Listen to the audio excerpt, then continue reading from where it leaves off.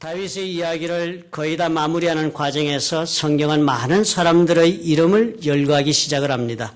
다윗과 함께했던 많은 사람들, 또 그 가운데서도 뛰어난 전쟁의 영웅들이다, 그렇게 성경은 지칭하면서 그 이름을 기록해 나가고 있는 것이 오늘 우리가 읽은 말씀입니다.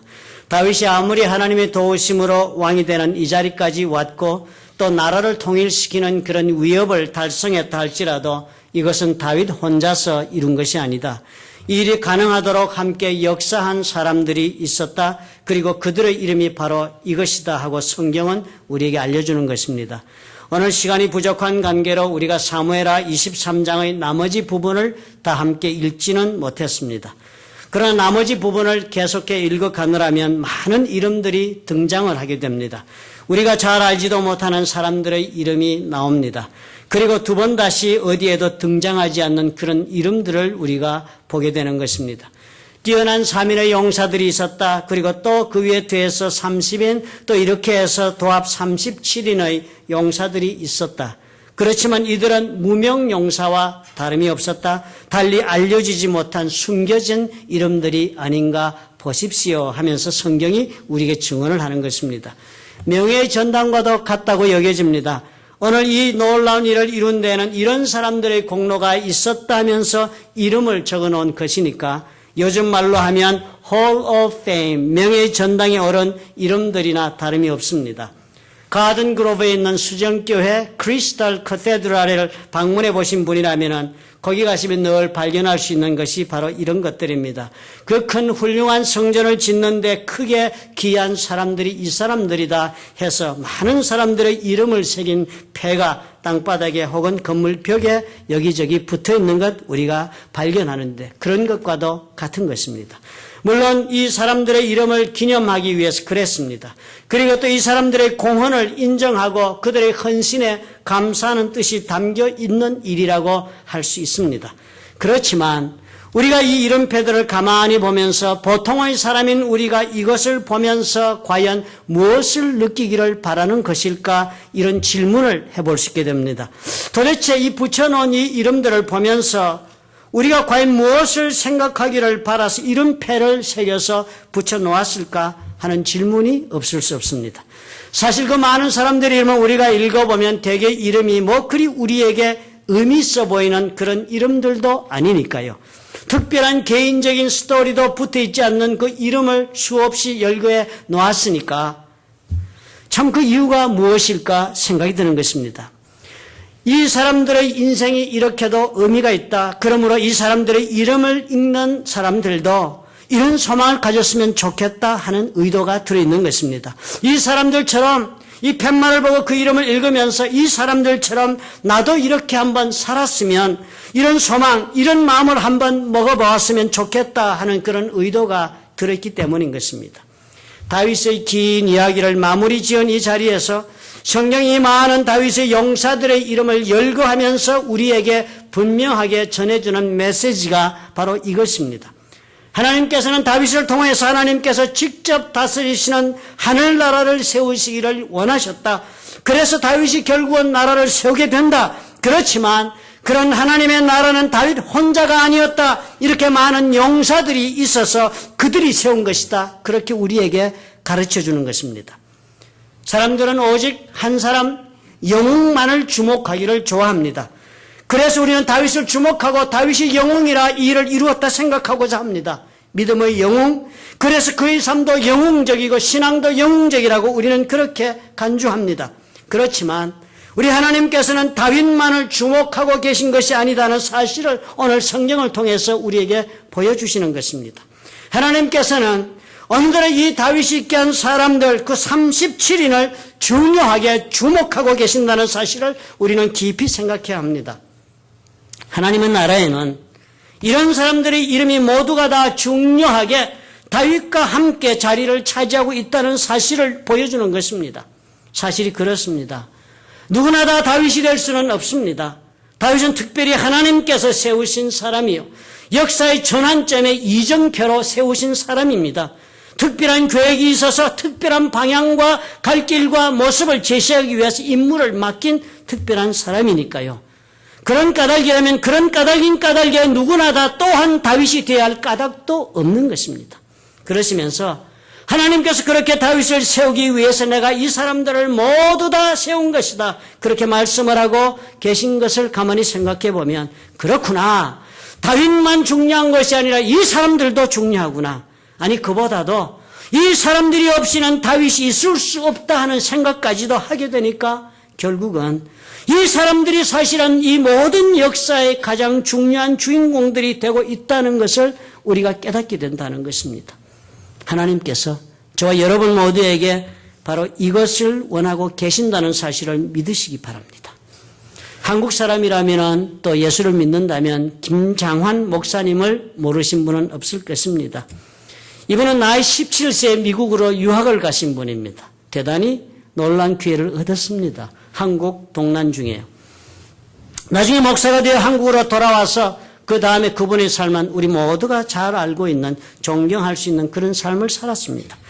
그런데 이분의 인생 이야기를 우리가 시작부터 그분의 책을 통해서 읽어보면 이 모든 일, 김장환 목사님의 생애를 가능하게 해준 사람들의 이름을 우리가 쉽게 발견하게 됩니다. 그 중에서도 가장 먼저 등장하는 중요한 이름이 칼 파워즈 상사라는 사람입니다.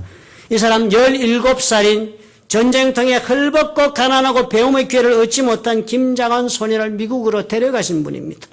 본인도 미국 가서 군대 제대하고 대학교 다니고 대학원 다니느라고 아주 가난한 그런 어려운 형편에 있었지만 데리고 간 김장환 소년을 후원하고 그리고 자기가 모자라는 부분을 위해서는 더 많은 후원자를 찾도록 애썼던 그런 사람이고 또 여러 군데 기관과 사람들이 참여해서 김장환 소년의 후원자가 되어준 것입니다.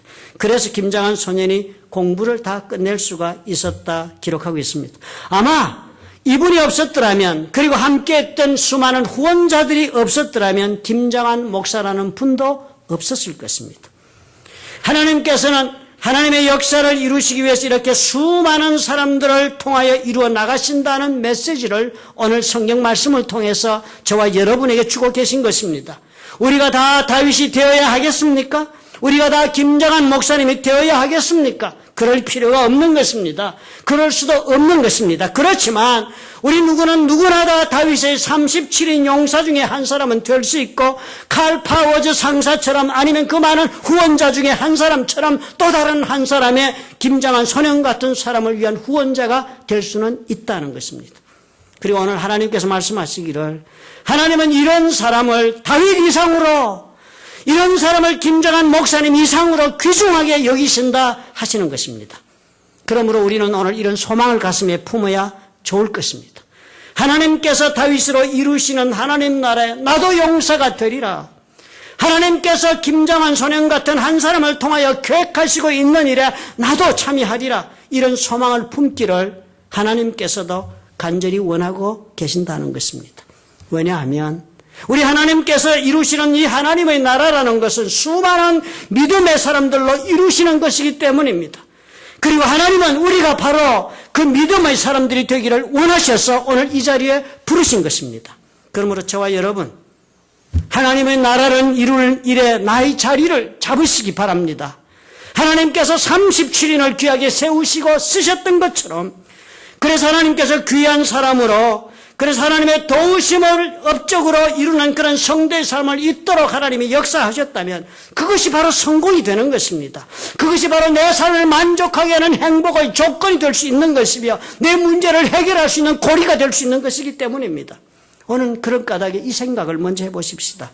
어떻게 하면 나도 다윗의 용사들처럼 그렇게 일어설 수 있을까? 어떻게 하면 나도 그렇게 일어서서 하나님 나라를 이루는 내 자리를 차지할 수 있을까? 그리고는 차지할 뿐만 아니라 믿음으로 계속해서 나아가서 하나님이 계획하신 일을 나의 삶 속에 다 이루어서 하나님에게 인정받고 내 삶도 성공적으로 열매를 맺게 할 수 있을까? 이 생각을 해보자는 것입니다. 그 첫 번째로 우리는 누구나 다 나의 자존감을 회복해야 합니다. 자존감을 회복하셔야 해요. 자존감은 영어로 self-esteem이라고 합니다. 내가 나를 보고 매기는 점수라 할 수 있습니다. 사람들은 다 자신을 점수 매기고 살지 않아요? 나는 과연 몇 점짜리 인간인가? 나는 과연 몇 점짜리 인생을 살아왔나? 겉으로는 다 의젓하셔도 계산을 늘 하고 계시지요. 이렇게 스스로 이 자신을 평가하는 점수, 그것을 자존감, 혹은 자기 평가 지수, 이렇게 불러볼 수가 있겠습니다. 대부분의 사람들, 정상적인 사람이라면 이 점수를 대단히 인색하게 매기는 경향이 있습니다. 정신 나간 교만한 사람 빼놓고는 다 자신의 점수가 낮습니다. 아주 험하게 매기기도 합니다. 때로 보면, 가만히 생각해 보면 남들이 나를 향하여 매기는 점수보다도 어쩌면 본인이 자신을 향하여 매기는 점수가 훨씬 더 낮습니다. 왜냐하면 남들은 나를 시시콜콜이 다 알지 못하지만 나는 내 자신을 너무나도 잘 알기 때문입니다. 스스로 살아온 내 인생을 돌아보고 무슨 일을 감당하는 내 능력을 나는 알아요. 그리고 지난 행위들을 남들은 다 몰라도 나는 알아요. 내 인생, 내 능력, 내 모습을 점검해 보면서 점수를 매기는데 후하게 줄 자가 누가 있습니까? 형편없이 우리는 매기고 살아갑니다. 하나님을 믿으면서도 우리는 이 자존감의 점수를 너무 나쁘게 매기고 있으면 믿음으로 끝까지 이 대열에 함께 걸어가지를 못하고 맙니다. 가만히 자기 자신을 돌아보면 알지 않습니까? 믿음으로 내가 하나님 앞에서 걸어가면 된다는 그런 신앙적 확신을 한 번도 안 가진 사람이 이전에 누가 있습니까? 그러나 끝까지 가는 사람이 얼마나 많습니까? 나와는 다르니까 사람들은, 예수 믿는 사람들, 믿음 좋은 사람 나와 다르니까, 저렇게 믿음 있게 살아온 게 있으니까 저 사람들은 하나님께 인정받고, 또 인정받을 만큼 하는 일이 있으니까 하나님께서 기도하면 응답도 해주고 해결도 해주고 인도하심도 받는 것이지. 나 같은 사람은, 우리는 그렇게 말할 때가 많습니다. 나 같은 사람은 한 것도 없고 할 수도 없고 자격도 없고 대상도 되지 못한다 생각하니까 우리는 생각을 접고 아이고 그만 내 길을 가자 할 때가 많은 것입니다. 목사님은 되어도 나는 안 돼. 장로님, 권사님이 그만하면 하면 되겠지만 나는 아니야. 안 해도 돼. 우리가 그런 생각. 사실은 가만히 돌아보면 내 자신에 대해 내가 너무나 낮은 점수를 매기고 있어서 그렇습니다. 우리는 다윗의 37인의 배경을 늘 기억해야 합니다. 이 사람들 하나님이 인정하여 성경에 그 이름이 등재되는 자리까지 왔습니다. 이 책이 무슨 책입니까? 내 이름이 들어가다니요? 그렇지만 그렇게까지 된 사람들의 인생 출발점이 어디였다고 성경이 알려줍니까? 가만히 기록 살펴보면 다윗에게 이 사람들이 찾아온 시기가 다 비슷비슷합니다. 그 첫 번째로 다윗을 찾아온 사람들은 다윗이 아둘람 굴에 숨어 살고 있을 때였습니다. 그때 찾아온 사람들 성경이 뭐라 했습니까? 아비집과 형제들이 찾아왔고 환난당한 모든 자라고 그랬습니다. 빚진 자라고 그랬습니다. 마음이 원통한 자, 다 이런 사람들 그에게 모여서 400명이 되었고 그 400명 데리고 다윗이 장관 노릇했다. 이런 사람들 외에 나중에는 아직도 다윗이 시글나게 숨어 살고 있었을 때였습니다. 사울이 워낙 강력하게 다윗을 쫓으니까 유대 땅에 몸을 숨길 수가 없었어. 블레셋 적국이로 피난 가서 망명처를 구해서 비굴한 삶을 시글락에서 살고 있었을 때였습니다. 역대상 12장 1절은 그때 이런 일이 일어났다고 기록하고 있습니다. 다윗이 기스의 아들 사울을 인하여 시글락에 숨어 있을 때에 그때 와서 싸움을 돕는 용사중에 든 자가 있었다. 시글락에 망명하여 비굴하게 지금 엎드리고 있는 다윗에게 많은 사람들이 찾아온 것입니다. 그때 무리가 다윗을 도와 적당을 치 많은 사람들이 있는데 다윗이 시글락으로 갈 때 므낫세 지파에서 그에게 돌아온 자는 누구고 이런 사람들이 왔다 그러면서 역대상 12장 22절 이렇게 마무리를 지어요. 그때 사람이 날마다 다윗에게로 돌아와서 돕고자 하며 큰 군대를 이루어 하나님의 군대와 같았더라. 누구도 다윗을 중요하게 생각하지 않는 시기에 찾아와서 도와준 사람들이 시글락에 있을 때 수도 없이 큰 군대를 이루었다. 다윗이 그러니까 어떻게 해요? 애초에는 아둘람굴에 피신했을 때 누구도 도움을 줄 수 없는 그때 찾아온 사람들. 그런 나중에 시글락에 블레셋 진영에 망명가했을 때 찾아온 사람들이 오늘의 이 모든 역사의 주축을 이루었다는 것입니다. 아둘람굴에 있을 때 온 사람들은 다 비참한 처지에 있던 사람들이에요. 패가망신한 사람들이요. 뱅크랍시한 사람들이에요. 그리고 시글락에 있을 때 온 사람들 어땠습니까? 사회적으로 배척받았던 사람들입니다. 사울에서 등을 돌리고 목숨을 구하기 위해 온 사람들이었습니다. 밀려난 사람들, 피난 온 사람들입니다. 뭐 그렇게 내세울 만한 이력 가지고 뭐 그런 능력이 있어서 지금 이 자리에 다윗 찾아온 사람들 아니었습니다. 빼앗기고 내몰린 인생 살았습니다. 이런 사람들이 다윗과 함께 목숨을 걸고 살았던 것입니다. 그리고 그 결과가 어떻게 되었습니까? 이 사람들이 다 모두가 다 믿음의 용사들로 하나님의 인정을 받은 것입니다. 사람이 내몰리게 되고요. 또 빼앗기게 되고 망하게 되고 무시당하고 그리고 쫓기게 되면요. 제일 먼저 잃어버리기 쉬운 것이 자존감입니다. 자기 자신에게 대한 스스로의 점수가 형편없어집니다. 내 꼴이 이게 뭐야? 이래서 무슨 사람이 사람 꼴이냐 생각하게 됩니다. 자신의 그 처지 때문에 어떻게 돼요? 자신감을 잃게 되지요. 그리고 그런 자신을 바라볼 때도 부끄럽다 하는 수치감에 휩싸여서 사람들 앞에 나서고 싶지도 않습니다. 이렇게 자존감이 낮은 것에서 끝나지 않아요. 결국은 어떻게 마음속 깊이 상처로 열등의식이 깊이 자리 잡게 됩니다. 이것을 극복하지 못하면 우리는 믿음의 자리에 서지 못합니다. 아니 계속해서 믿음으로 하나님을 바라보며 사는 것이 어려워집니다. 흔들리게 돼요. 조그만 일이 있으면. 결국은 뭐예요? 아무리 좋은 일 도전하여 성공할 수 있는 기회가 왔다 할지라도 내 같은 사람이 뭐 이런 것까지 하면서 우리가 그만두게 되는 것입니다. 다윗을 찾아 많은 사람들, 결국에는 믿음의 용사라고 인정받게 된 사람들이었지만 이 사람들이 제일 먼저 해야 했던 것이 무엇이었겠습니까? 자기와의 싸움이었습니다. 자기 마음속에 숨겨져 있는 열등감을 극복하기 위한 싸움, 나는 형편없는 인간이라고 스스로 낮게 가지고 있는 자존감을, 이 자존감을 회복하기 위해 싸운 본인 자신과의 싸움이었습니다. 우리가 이것을 극복하지 못하면 믿음으로 이기지 못합니다. 우리는 언제나 하나님 앞에서 에베소서 1장 11절의 말씀을 생각해야 합니다. 모든 일을 그 마음의 원대로 역사하시는 자의 뜻을 따라 우리가 예정을 입어 그 안에서 기업이 되었다. 저와 여러분이 그렇다는 거예요. 예수 믿은 우리가 오늘 이 자리에 일어나서 이렇게 살고 있는 것이 그냥 된 것이 아니다. 하나님의 기업이 되기 위해서 이렇게 되었다. 하나님의 기업? 하나님께서 우리를 기업을 삼으셔서 우리를 통하여 하나님의 놀라운 사업을 전개하시려고 우리를 세웠다는 것입니다. 그런데 왜 그러시냐고요? 하나님께서 오래전에 예정을 하셨대요. 왜 예정을 하셨느냐고요? 하나님의 마음에 그런 소원이 있었답니다. 저와 여러분을 뽑아서 내가 이 사람을 내가 정말 세워서 내 기업을 만들고 싶다는 소원이 있었답니다. 저와 여러분 향해서. 그래서 그 소원을 이루시려고 역사를 하시면서 이 자리까지 오게 하셨대요. 그러므로 오늘의 나의 삶의 이 그런 여정에 대해서 하나님의 이 예정하심을 여러분 인정하셔야만 믿는 자입니다. 내가 오늘 어떤 인생길을 이 자리까지 걸어왔다 할지라도 어떤 환난당한 일이 있고 어떻게 빼앗긴 것이 있고 어떻게 추한 일이 있었다 할지라도 내가 걸어온 이 인생길 그냥 마구잡이로 떠밀린 길 아니다. 그냥 잡아 눌리고 빼앗기고 하면서 그것으로 망하려고 온 길이 아니다. 이 길은 하나님의 예정하심 가운데 내가 이 자리까지 왔다.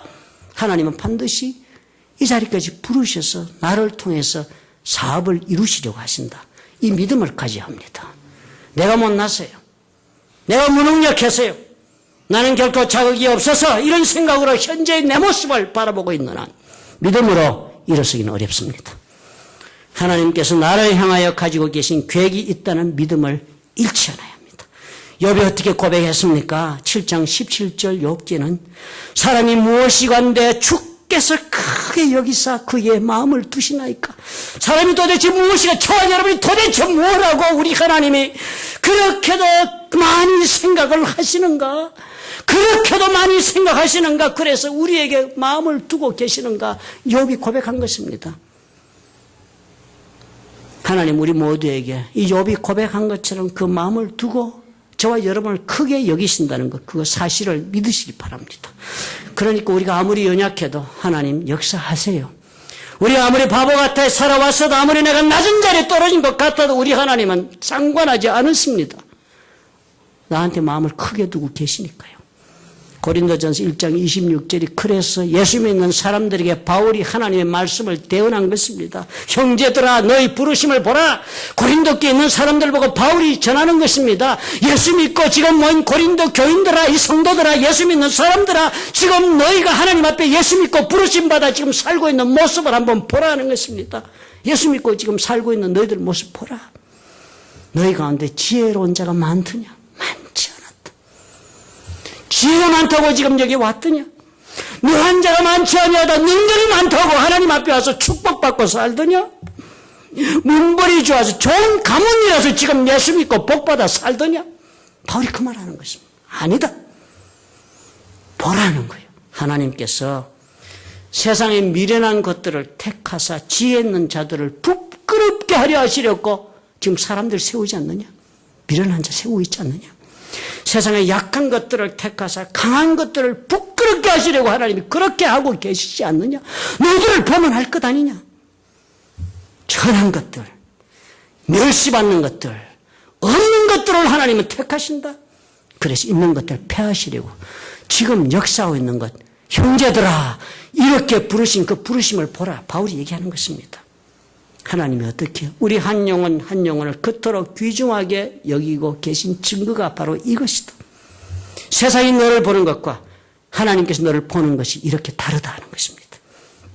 하나님은 만세 전부터 이 세상을 창조하시기 전부터 나를 향하신 계획을 먼저 세우시고 그 계획에 따라 세상을 창조하시고 나를 이 땅에 이 시간에 보내셨고 그리고 지금도 하나님은 애초에 그 계획을 이루시기 위해서 오늘의 나를 인도하고 계신다는 사실을 우리가 믿어야 합니다. 그렇다면 그럼에도 불구하고 저와 여러분이 가치가 없습니까? 그럼에도 불구하고 실패했다고 불쌍한 자가 되겠습니까? 어리석은 판단 내려서 어리석은 일 저질렀다고 그렇다고 해서 바보처럼 인간 살고 말겠습니까? 버림받고 못난 인간으로 끝날 것 같습니까? 아니지요. 우리 하나님이 아니라 하시는데요. 하나님께서 나의 귀한 자녀다, 나의 사랑하는 자녀다, 내가 예정하고 계획을 이룰 나의 기업이다라고 말씀하시는데 불구하고 그것을 자꾸 부인하는 것, 그것이 열등의식이요. 그것이 낮은 자존감이 발로인 것입니다. 하나님 저와 여러분 쓰실 수 있습니다. 어떠한 입장과 환경 가운데 있더라도 쓰시기를 원하시면 쓰실 수 있습니다. 왜 하나님 그렇게 하십니까? 우리가 쓸만한 존재이기 때문에 쓰시는 것입니다. 그리고 그렇게 쓰시려고 오랜 세월 동안 저와 여러분을 이 자리까지 인도하시고 준비시켜 오셨다는 것을 믿으시기 바랍니다. 두 번째로 우리는 목적을 세우고 모든 것을 다 투자하셔야 해요. 목적을 세우고 그 목적에 모든 것을 다 투자하고 다른 모든 것을 희생하셔야 합니다. 목적을 세우고 그 목적의 달성을 위해 다른 모든 것을 다 쏟아놓은 인생이 되어야만 우리 하나님 앞에서 놀라운 믿음의 역사를 봅니다. 우리 인생은 제한적입니다. 그렇지 않아요? 삶의 기간도 정해져 있어서 우리가 무한정 사는 것이 아닙니다. 또 살아가면서 내가 활용할 수 있는 자원도 한정적입니다. 무한정 우리가 하고 싶은 걸 할 수 있는 입장들이 못 됩니다. 제한적인 자원입니다. 한정적인 자원에 한정적인 기간을 사는 것이 인생이라면 한 가지 목적을 세우고 내가 가지고 있는 자원을 온 힘을 다해 쏟아붓겠다는 결심이 있어야 열매를 맺습니다. 목적이 없으면 어떻게 됩니까? 두리번거리다가 인생을 끝냅니다. 목적이 없으면 세상에 타락하기가 쉬운 사람이 되고 맙니다. 오늘은 이것이 좋아 하고 달려가다가도 내일은 아니야 하고 돌아서는 예측할 수 없는 인생을 살고 맙니다. 다윗의 용사들이요. 저들 모두가 다 하나님께서 세우시는 다윗 왕국을 저들의 삶의 목표로 선택하고 동참했습니다. 그리고 저들이 오늘 싸움에 사는 이유가 바로 그 나라를 위한 것이 되었습니다. 그들이 용사가 된 것은 이 목적이 분명했기 때문입니다. 그리고 그들은 그 목적을 위해서 자신의 모든 삶을 투자할 줄 아는 사람들, 희생할 줄 알았기 때문이었습니다. 사무엘하 23장 14절과 17절에 기록한 에피소드가 그것입니다. 그날도 블레셋과의 전쟁이 있을 때였다고 하지 않습니까? 다윗과 용사들은 산성에 있었고 오랜 전쟁의 기간을 살았습니다. 블레셋 사람의 영체는 그때 베들레헴이 있었다 합니다. 베들레헴은 다윗의 고향 땅이잖아요. 오랜 전쟁을 하던 다윗이 얼마나 심적으로 갈급하고 지쳤는지 이런 톡백을 했습니다. 다윗이 사모하여 가로되 마음에 간절히 원해서 하는 말이 베들레헴 성문 곁 그 우물물을 누가 나로 마시게 할꼬. 그 우물물이 먹고 싶어서 그랬겠습니까? 전쟁이 길고 해결되지 않고 마음은 너무나도 간절하니까 언제 이 전쟁이 끝나서 우리가 승리하여 우리의 삶을 이룰까 하는 기대가 너무나도 가슴을 저미니까 그래서 그 샘물 한번 마셔볼 수 있을까 하는 그 마음을 이렇게 토로하는 그런 독백을 한 것입니다. 그런데 이 말을 옆에서 들었던 세 용사가 있었습니다. 이 세 사람 다윗이 하는 말을 귀담아 듣고서는 결심을 하고 행동에 나섰답니다. 세 용사가 블레셋 사람의 군대를 충돌하고 지나가서 베들레헴 성문곁 우물물을 길어가지고 다윗에게로 왔다. 대단한 일을 한 것입니다. 목숨을 위험을 무릅쓰고 그 물 가져온 다윗이 어쨌습니까? 차마 마시지 못하지요. 다윗이 마시기를 기뻐 아니하고 그 물을 여호와께 부어드렸다.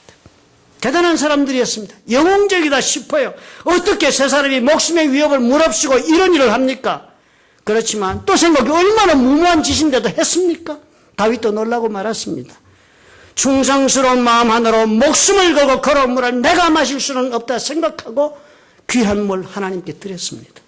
이 사건은 세 사람이 얼마나 충성되었는가 하는 것을 보여주기도 합니다. 이유를 달지 않고 다윗이 원하는 일에 무엇이든지 목숨을 걸고 하는 사람들이라고 보여줍니다. 그렇지만 그와 더불어서 이 당시 다윗과 함께 모든 사람들의 영적인 분위기를 이 모습을 통해서 우리는 확인할 수가 있는 것입니다.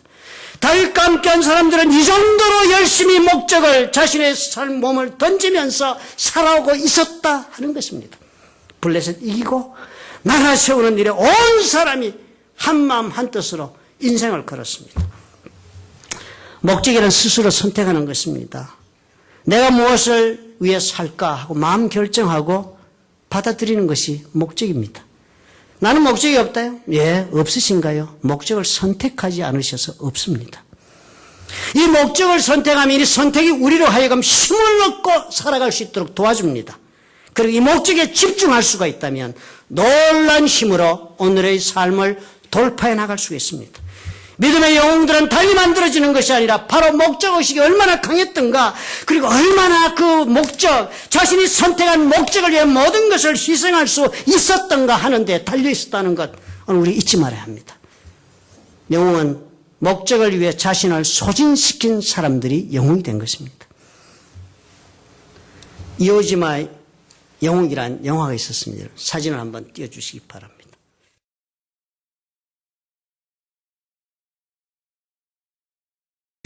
워싱턴 DC에는 이오지마의 영웅들을 기념하는 동상이 있습니다. 대단히 유명한 동상이지요. 예전에 나이 드신 분들은 영화를 보아서 아실 것이 이오지마의 영웅이라는 영화 토니 커티스라는 미남 배우가 주연한 것입니다. 제 누님 때, 우리 부모님 때 토니 커티스 아주 인기 있는 남자 배우였습니다. 대단히 유명한 동상이죠. 6명의 미군 해병이 이오지마 섬을 탈환할 때 그 초기에 그 미국 성조기를 세우는 장면을 사진기자가 찍었습니다. 실제 사진이에요. 이 사진으로 해서 이 6명의 미군 해병은 인류 국가적 영웅이 된 사진입니다. 이 이오지마 섬은 길이가 5마일, 폭이 2.5마일 정도밖에 되지 않는 작은 섬, 태평양에 있는 섬입니다.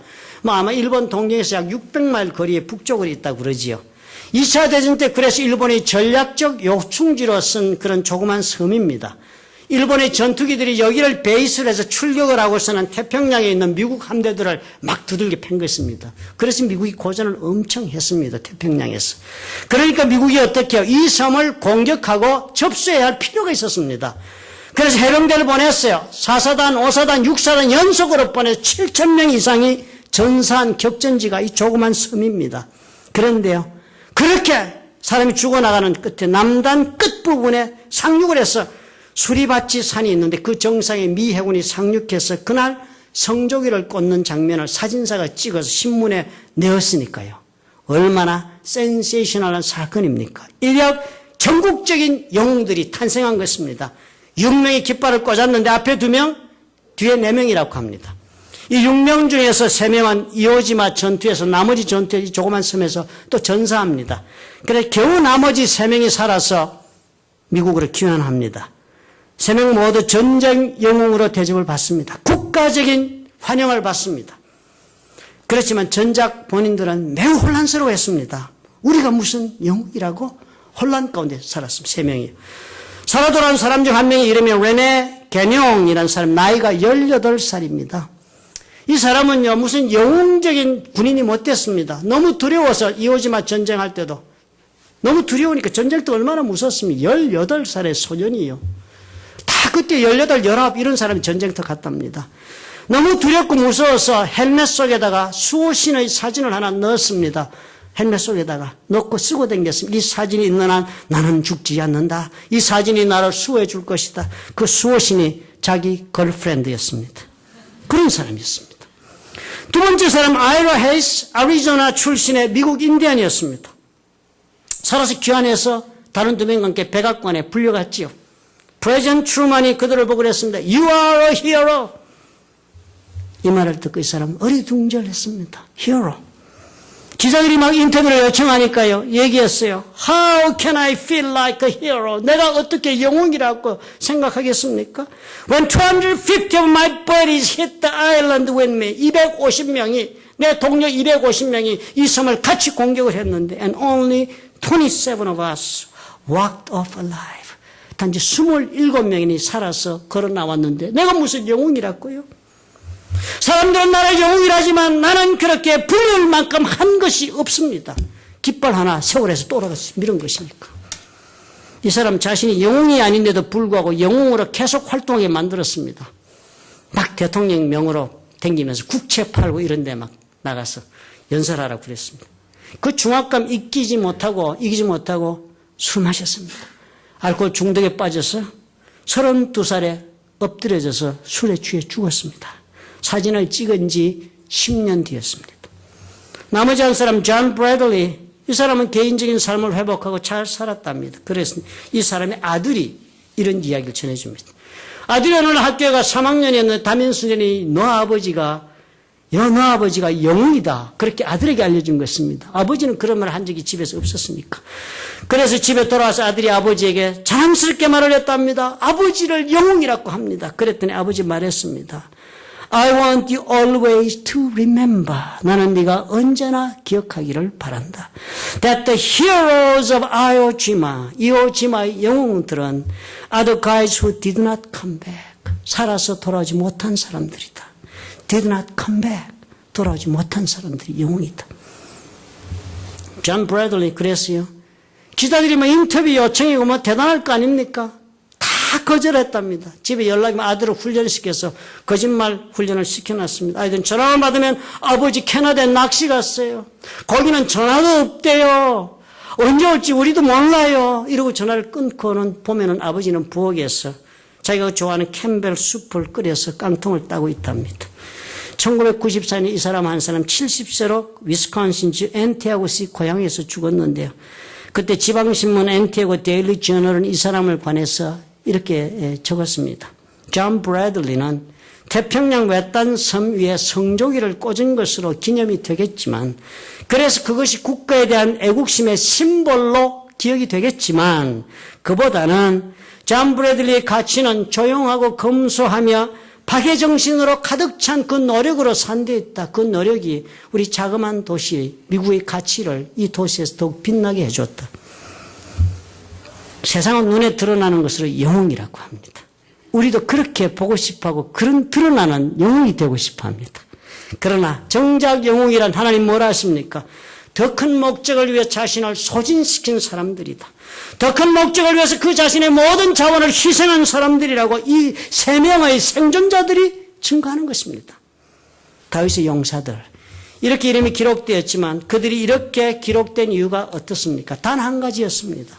그들이 무슨 관직이 있어서 이 거리를 했다고 나왔습니까? 아니요. 그 대신 그들은 얼마나 더 목적에 충실한 삶을 선택했기 때문에 이런 놀라운 일을 이루었다 하는 것이 기록입니다. 베들레헴으로 쳐달라가 우물물을 기도한 세 사람이 그 분위기를 너무나 잘 전해줍니다. 모든 사람이 이런 영적인 분위기 속에서 다윗과 함께 살았기 때문에 영웅적인 역사를 만든 것입니다. 보십시오. 맨 마지막으로 성경 사무엘하 23장에 기록하는 사람이 이름이 누구입니까? 놀랍게도 햇사람 우리아라 이렇게 기록합니다. 우리아라는 바세바의 남편입니다. 다윗은 죽어도 이 이름 다시 듣고 싶어하지 않는 이름입니다. 자신의 범죄를 숨기기 위해서 전쟁터에서 불러 우리아를 집으로 보냈지만 한 번도 자기 집으로 자지 않았던 이상한 사람입니다. 모두가 다 지금 전쟁터에서 싸우고 있는데 나는 까닭없이 지금 집에 돌아와 영웅 대접받으면서 내 집에 갈 이유가 도대체 무엇인가? 그럴 이유가 없다. 그러면서 성문 곁에서 잤던 사람입니다. 억울하게 다윗 때문에 죽습니다. 그렇지만 성경은 어떻게 해요? 영웅이라고 기록하고 증언해 줍니다. 우리야 목적에 충실하게 살다가 희생이 되었다. 그래서 그는 영웅이다. 증언하는 것입니다. 오늘 여러분 믿음이 흔들려서 어렵습니까? 먼저 목적을 한번 선택해 보십시오. 아니면 그 가지고 계신 목적을 다시 한번 새롭게 한번 해보십시오. 하나님과 함께 이 세상의 어떤 세속적인 욕망을 이루는 것, 그것의 욕망의 이 달성에다 목적을 두지 마시고 예수께서 말씀하신 대로 한번 선택해 보십시오. 너희는 먼저 그의 나라와 그의 의를 구하라. 그리하면 이 모든 것을 그 위에 더하시리라 하신 그 말씀을 한번 선택해서 받아들이셔서 예수께서 세우신 그 목표, 그 목적을, 그 하나님의 나라를 위한 그 목적을 내 것을 한번 나도 받아보겠다 하면 선택해 보십시오. 모든 것이 그 순간부터 달라지기 시작합니다. 왜요? 하나님의 역사가 시작되기 때문입니다. 다윗이 그 다양한 사람들, 목적을 다 함께 똑같은 목적을 마음속으로 선택하고 받아들이니까 한 마음으로 한 나라를 이룰 수 있도록 하나님이 역사해 주셨습니다. 분열한 가정으로 고뇌하십니까? 목적을 세워 보십시오. 서로 반목하는 사람 관계를 회복하지 못해서 고민스럽습니까? 어떤 방법으로도 화합할 수 없이 깨어져 나간 인간관계가 고통입니까? 다시 접목하고 다시 회복시키는 길이 바로 여기 있습니다. 같은 목적, 서로가 함께 나눌 수 있는 목적을 찾으시면 되는 것입니다. 그리고 그 목적을 위해서 서로가 마음을 나누고 함께 인생을 소진하기로, 희생하기로 결심을 하는 것입니다. 그러면 그곳에 놀라운 역사가 하나님의 손에서 일어난다. 그곳에 놀라운 영웅적인 역사가 시작된다고 오늘 성경이 우리에게 증언하는 것입니다. 다윗은 그렇게 해서 인생을 살았습니다. 아둘람 굴에서, 그리고 시글락으로, 또 헤브론으로, 그리고 결국에는 예루살렘으로 왔습니다. 그리고 성경은 증거합니다. 오늘 바로 이 사람들이다. 이 사람들이 하나님의 손에 붙잡혀서 이 위대한 역사를 이루게 만든 장본인들이다. 그렇게 증거해 줍니다. 저와 여러분, 우리들도 아둘람 굴에서 만났습니다. 우리가 어쩌면 시글락에서 만났던 사람들 같지 않습니까? 그렇지만 우리도 우리의 다윗, 우리의 대장 되시는 예수님을 가슴에 품고 우리가 자존감을 회복하도록 노력하면 됩니다. 하나님께서 하시면 할 수 있다. 나에 대한 점수를 하나님으로부터 인정받으십시다. 그리고 예수님과 함께 큰 목적을 내 삶을 들여서 투자하며 한번 살아보겠다 선택해 보시기 바랍니다. 그 순간 저와 여러분의 삶과 그리고 우리 교회와 우리가 속한 사회와 가정 속에 놀라운 새로운 하나님의 역사가 시작될 것입니다. 믿으시면 아멘 하십시다. 믿으시는 줄 압니다.